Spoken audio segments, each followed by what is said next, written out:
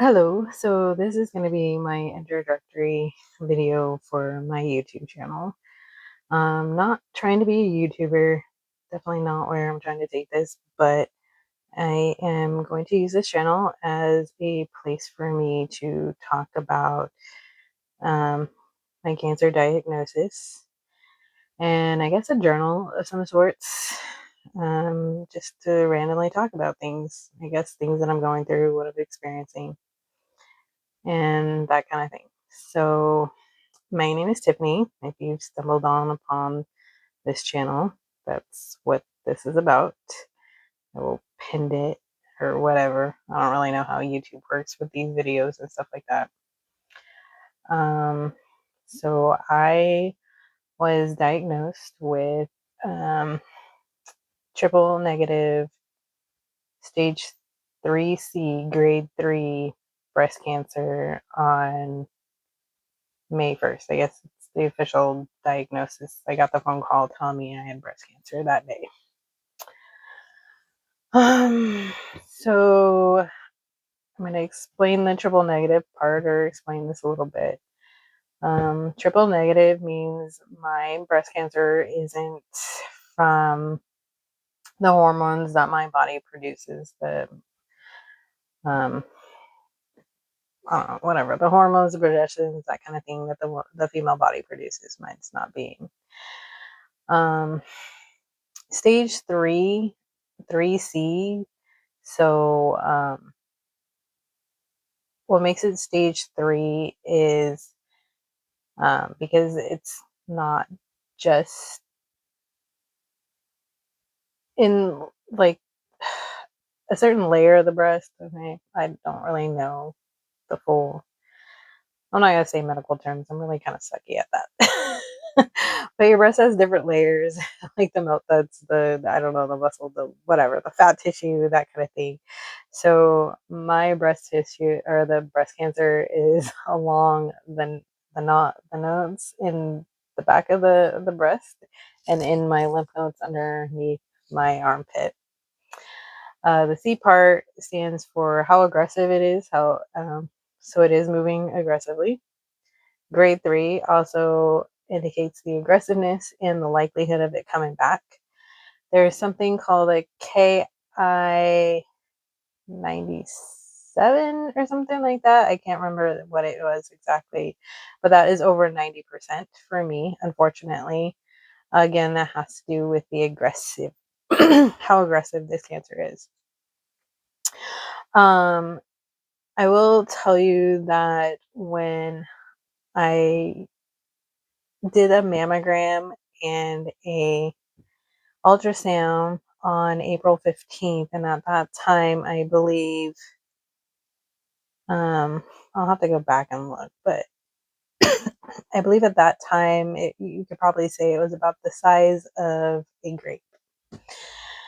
By the time I went in for the biopsy 2 weeks later, on April 28th, it had grown to golf ball size. So, yeah, again, I can look up the measurements and kind of talk about it later in a different video. But um, so um, they do the biopsy May 21st, or sorry, they did a biopsy April 28th. The results came in on May 1st. I got a call from my gynecologist, who is the one who originally ordered the test, and he called me to let me know that it was indeed cancer and that he had put in the referrals for a breast specialist in the breast center or whatever for me to get seen, and that I should be expecting a phone call from them um, to set up an appointment.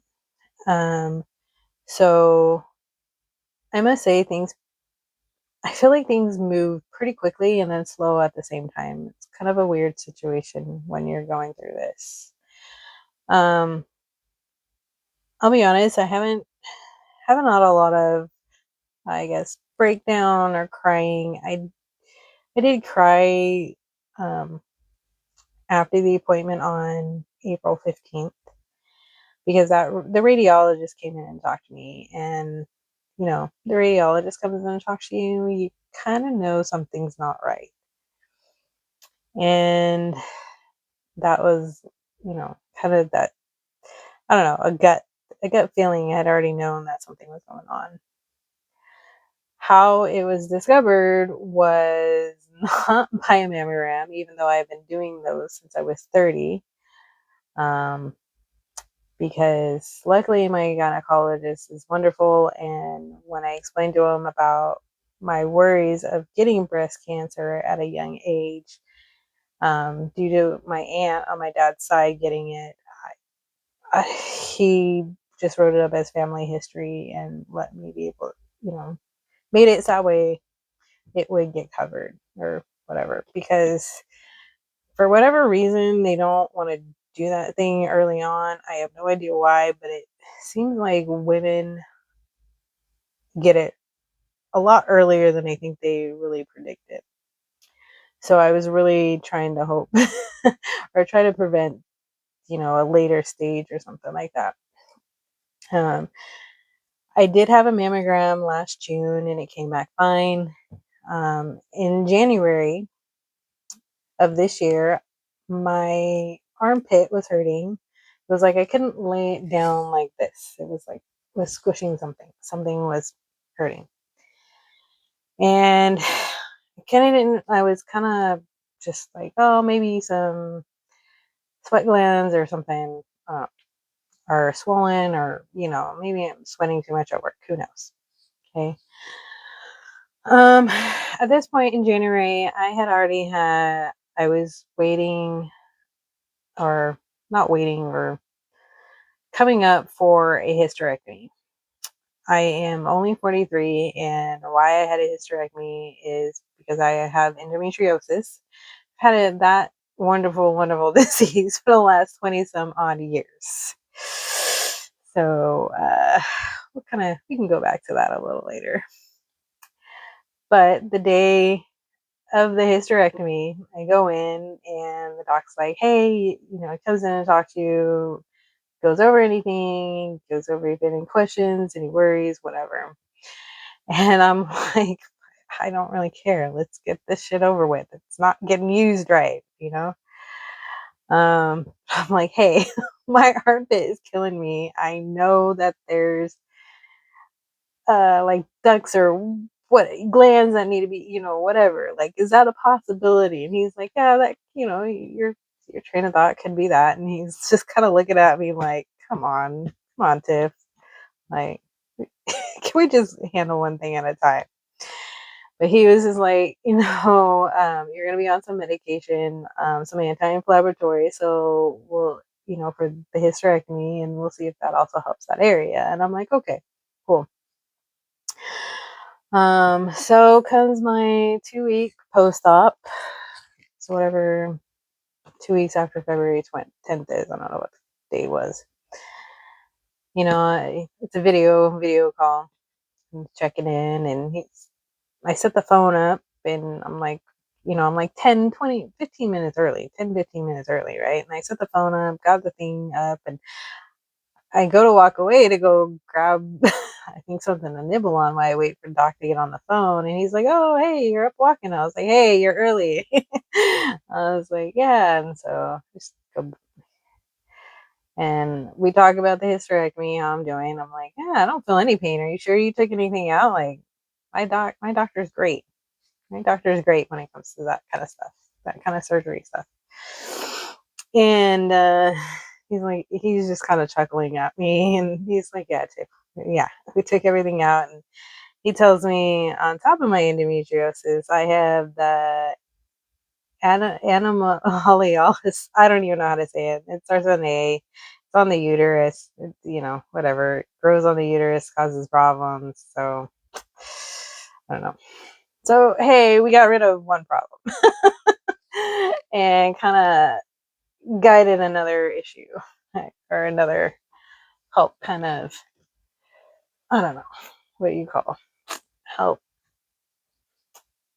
I don't know, stave off some other issues with the endometriosis. I'm like, hey, I feel great. as far as my endarterectomy, I'm not in pain. I can get up and walk around, move around, whatever. I was just still get tired going in the grocery store to grab a couple of things, but it's pretty normal, for that kind of thing after surgery. And so I'm like, oh, you know, he's like, well, you're doing good otherwise. And I was like, oh, yeah, fine. All right, let's go back to this armpit thing. And he's just like, okay. All right. And I'm like, hey, it's hurting still. I don't know. Like, I don't understand. Like, it seems kind of like a little fatter right here. And there seems something kind of hard right here on the side of the breast. And he's like, okay, I'll order the MRI or not a, he said he order a mammogram and an ultrasound on the breast. And I'm like, okay, cool. So I get the referral in and I call the place for it. And of course, they can't get you in until almost 2 months. So the appointment's set for April 15th. I go in on April 15th. The radiologist comes in and talks to me about it. I go home and kind of cry about it. I'm driving home, kind of crying. Like, damn. All right, well. So my mom was just like, well, we'll just, I call my mom and she's like, well, wait and see what happens. And um, so, I have the biopsy April 28th. And Friday morning, I had kind of set my alarm kind of early on to take my phone off of a sleep mode. So that way any phone calls from the doctor's office could come through.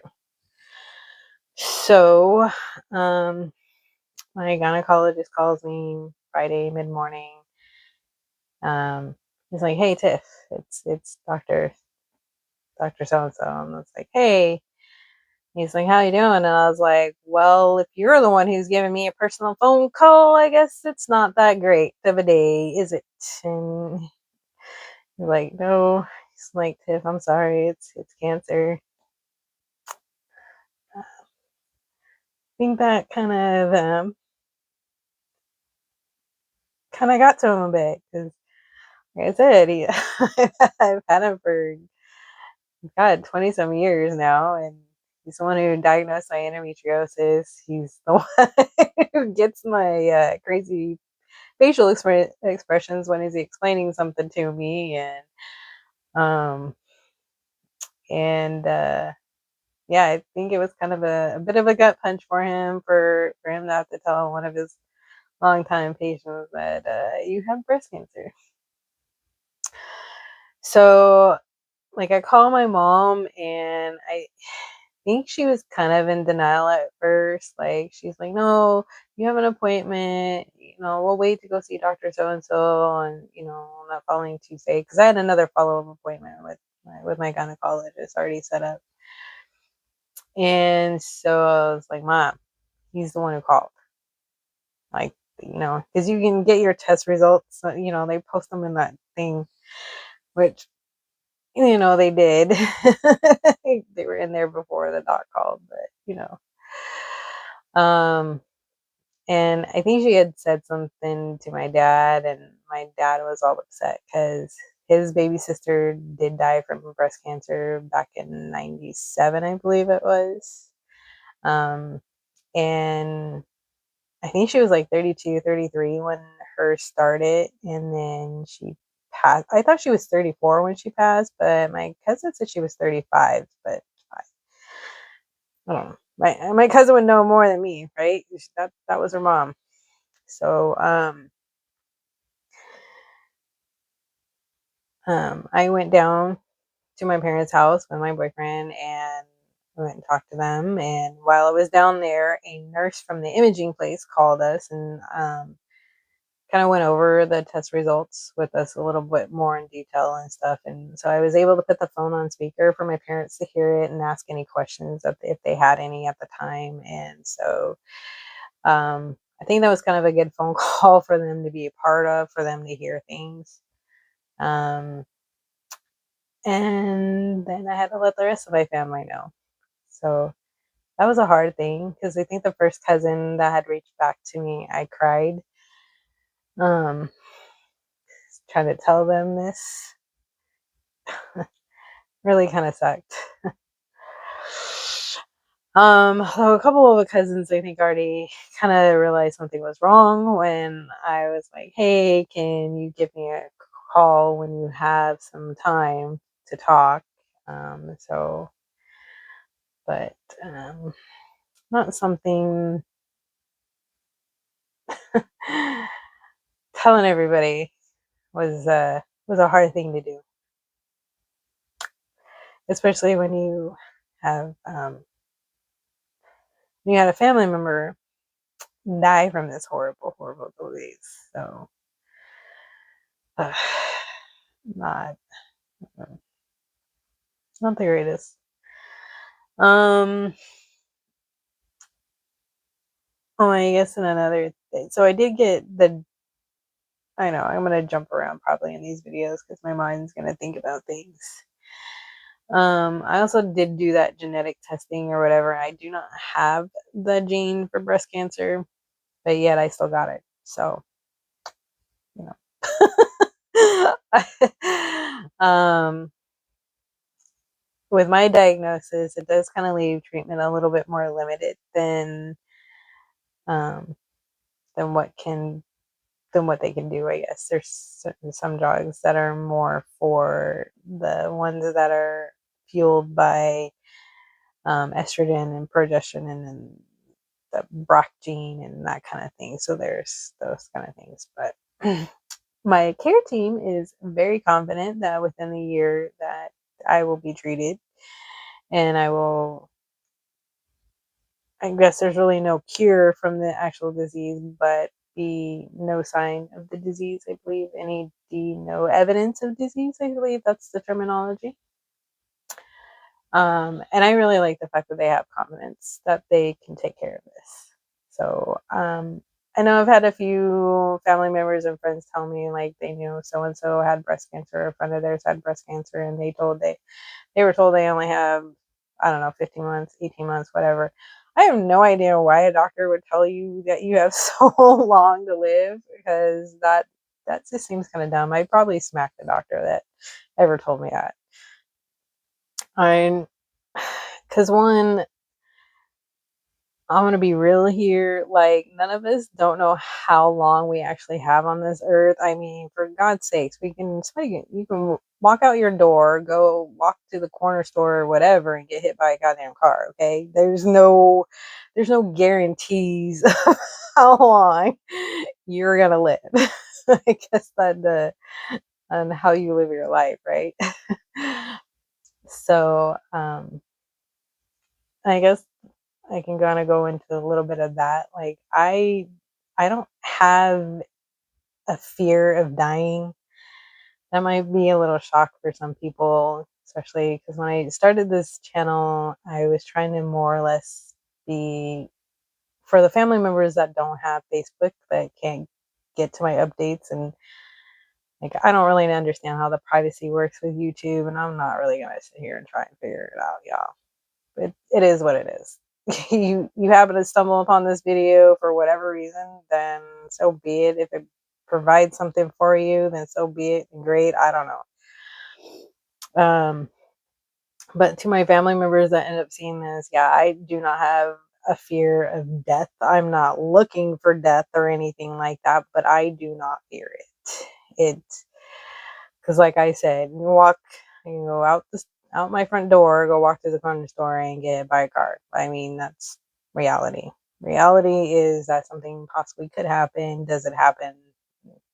Happens every day in the world, but I'm not going out and looking for it.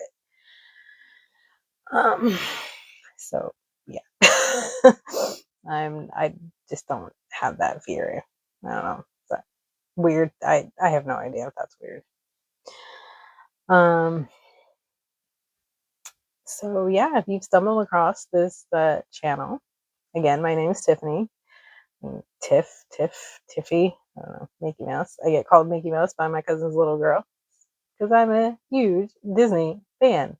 Well, Mickey Mouse. I love Mickey Mouse. So I don't know, you can sort that qualm out later if you got any issues. I think it's helped me stay young at heart, being a Disney lover, being able to believe in something a little bit more magical in this world, because Lord knows that this world is full of bad things and evil things and whatever else.